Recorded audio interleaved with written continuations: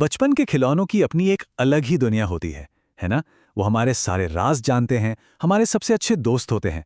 लेकिन जरा सोचिए, क्या हो अगर वही प्यारा सा खिलौना किसी बच्चे की मौत के बाद जिंदा हो जाए और एक परिवार के लिए खौफ का दूसरा नाम बन जाए। आज हम जानेंगे जापान की ओकीकू गुड़िया की सच्ची और बेहद डरावनी कहानी।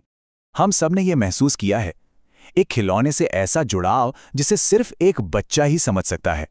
वो बस एक चीज नहीं होती, बल्कि एक साथी होता है जो हर रात सुनता है, हर खेल में साथ देता है और हाँ, अंधेरे में जब डर लगता है तो हिम्मत भी देता है।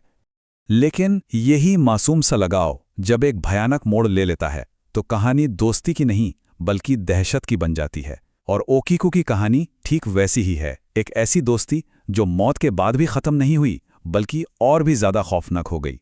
तो चलिए कहानी की शुरुआत में चलते हैं। साल था 1918, जगह जापान। यहां हम मिलते हैं सुजुकी परिवार से और इस कहानी के सेंटर में है 17 साल का एकीची और उसकी छोटी बहन किकुको। सुजुकी परिवार की आर्थिक हालत कह सकते हैं कि बहुत अच्छी नहीं थी। पिता दिहाड़ी मजदूरी करते थे और माँ सिलाई का काम। लेकिन घर में खुशी का मौका आने वाला था।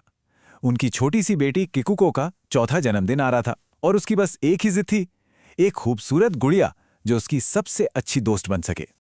अब इक्कीची अपनी बहन से बहुत प्यार करता था और उसे उदास नहीं देख सकता था। तो उसने क्या किया, छोटे मोटे काम करके पूरे 1 महीने तक पैसे जोड़े ताकि वो अपनी बहन को वो तोहफा दे सके जिसका वो सपना देख रही थी। एक दुकान की खिड़की पर उसकी नज़र एक पारंपरिक जापानी गुड़िया पर पड़ी और उसे पता था कि यही वो गुड़िया है। अपने जन्मदिन पर जब किकुको ने वो तोहफा खोला तो उसकी खुशी का तो कोई ठिकाना ही नहीं रहा। उसने फौरन उस गुड़िया का नाम रखा ओकीकू और बस वो उसकी परछाई बन गई। वो ओकीकू को अपने साथ सुलाती, उसके बाल बनाती और एक पल के लिए भी उसे खुद से अलग नहीं होने देती थी। लेकिन ये खुशी ज्यादा दिन टिक नहीं पाई।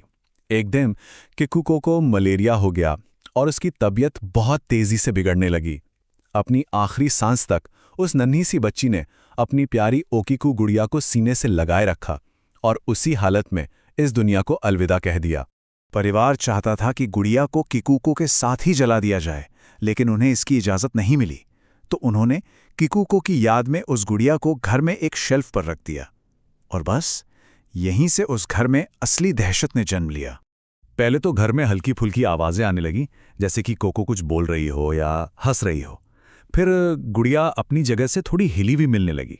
लेकिन सबसे अजीब बात तब हुई जब उन्होंने ध्यान दिया कि गुड़िया के बाल लंबे हो रहे हैं और जल्द ही पूरे परिवार को एक जैसे डरावने सपने परेशान करने लगे।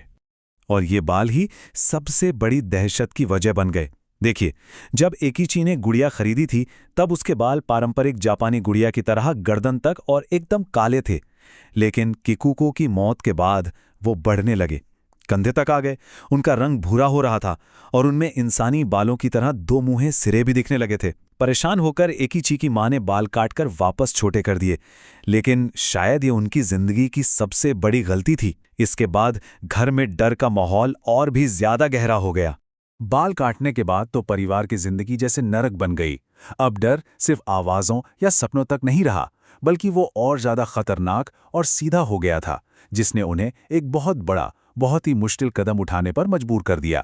डर से तंग आकर परिवार ने फैसला किया कि वो इस गुड़िया से अब छुटकारा पाकर रहेंगे। एकीची के पिता ने उसे पास के एक मैदान में ले जाकर गाड़ दिया, इस उम्मीद में कि उनका बुरा सपना अब खत्म हो जाएगा। लेकिन उनका बुरा सपना तो अब शुरू हुआ था।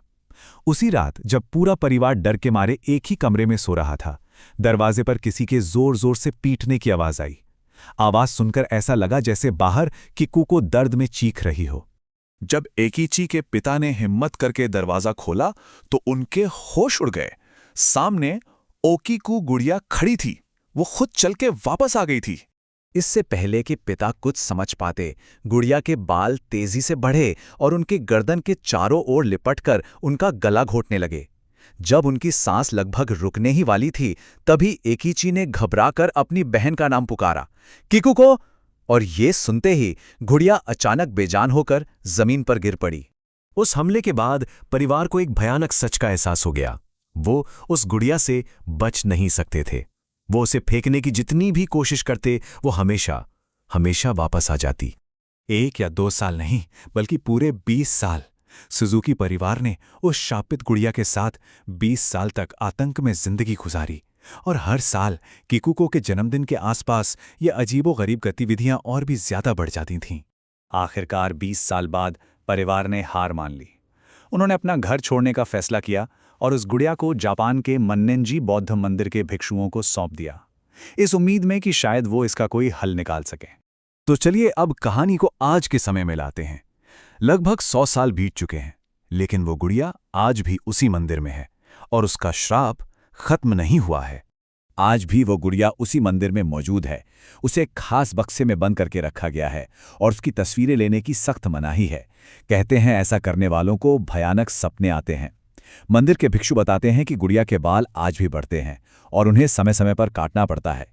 लेकिन सबसे खौफनाक बात जो अब सामने आई है वो ये है कि गुड़िया का मुंह, जो हमेशा बंद रहता था, अब धीरे धीरे खुल रहा है और उसके अंदर किसी बच्चे के दांतों जैसी चीजें उगने लगी हैं।